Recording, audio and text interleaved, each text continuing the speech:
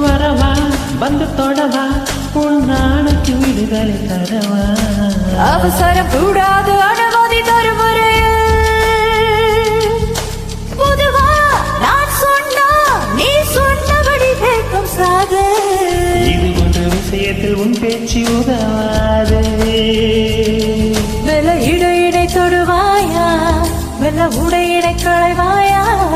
நான் துடிக்கையில் வடிக்கையில் முத்தங்கள் வருவாயா போதுமா அது போதுமா அது தீருமா